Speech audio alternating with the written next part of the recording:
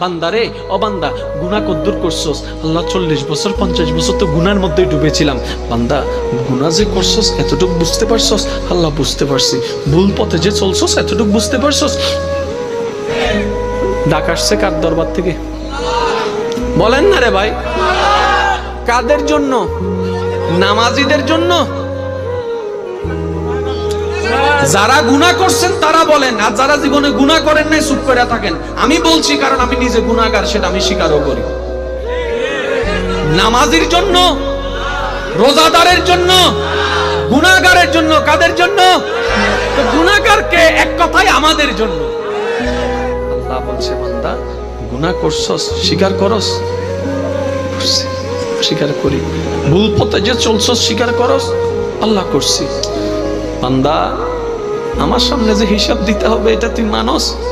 আল্লাহ মানি, কিন্তু ভুল তো করে ফেলছি। হঠাৎ করে বান্দা মুস্কি হাসে বলে, আল্লাহ আমি 1000 গুনাহ করলো, মনে একটু সাহস আছে। কই কি? আমি তো মুসার উম্মত না, তোমার হাবিবের উম্মত। আমি হুজুর থেকে শুনে, পড়ালেখা আমি করি নাই, আমি হুজুর থেকে শুনছি তুমি নাকি মুসা নবীর একটা বেশ্যা উম্মতকে কুকুরকে পানি খাওয়ানোর কারণে মাফ করে দিছো। একটা কুকুরকে পানি খাওয়াইয়া যদি মুসা নবীর উম্মত মার পাই, যিনি কলিমুল্লাহ ছিল, আমি তো হাবিবুল্লাহর উম্মত, আমি তো তোমার নবিউল্লাহর উম্মত, আমি তো রাহমাতুল আলামিনের উম্মত। একটু সাহস আছে কিন্তু বলতে পারতেছি না, কারণ তোমার আযাব তো বড় কঠিন, তোমার আযাব তো বড় কঠিন। আমার লজ্জা লাগছে মওলা। আগুনে জ্বলবো আমার ভয় নাই, সাপে কামড়াবে আমার ভয় নাই, আমার শুধু নিজের ভিতর থেকে একটা লজ্জা লাগতেছে, তোমার খাইয়া কেমনে তোমার বিপক্ষে কাজ করছি, তো লজ্জা লাগতেছে মওলা। মওলা লজ্জা লাগছে। এবার আল্লাহ বলছেন বান্দা, বান্দা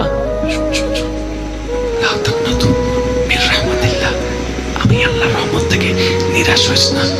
তো কি করব? কি করব? তুই শুধু একবার মন থেকে তওবা কর। একবার বল, আল্লাহ ভুল করছি মাফ করে দাও, ভুল করছি মাফ করে দাও। ইন্নাল্লাহা ইয়াগফিরুয যুনুবা জামিআ। তুই মাফ চাইবি একবার, আমি রহমান মাফ করে দিব তোর সারা জীবনের গুনাহ।